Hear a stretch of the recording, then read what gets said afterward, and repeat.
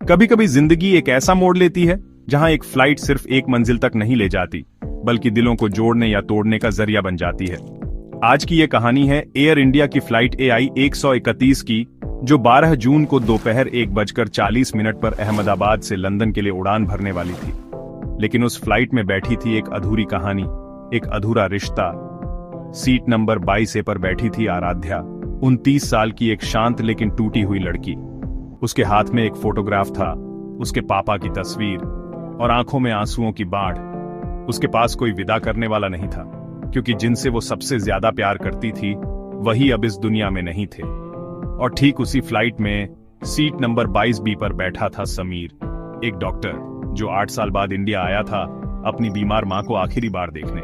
लेकिन जब वो पहुंचा, मां जा चुकी थी। जैसे ही फ्लाइट ने टेक ऑफ किया, कुछ सेकंड के लिए दोनों की आंखें मिली। कोई बात नहीं हुई, लेकिन दोनों की चुप्पी चीख रही थी। आराध्या ने पहली बार किसी से कहा, कभी कभी इंसान अपनी जड़ों को छोड़कर भी खुद को तलाशता है, पर जब वापस आता है तो कुछ भी वैसा नहीं रहता। समीर ने जवाब दिया, कभी कभी सफर मंजिल से ज्यादा जरूरी होता है। शायद ये फ्लाइट हमें नई उम्मीदों की तरफ ले जाए।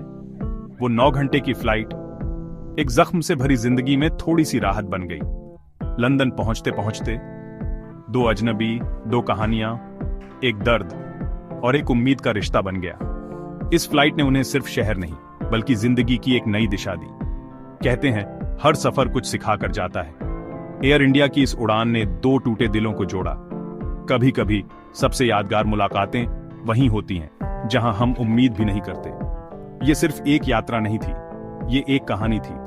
अहमदाबाद से लंदन तक एक भावनाओं से भरी उड़ान।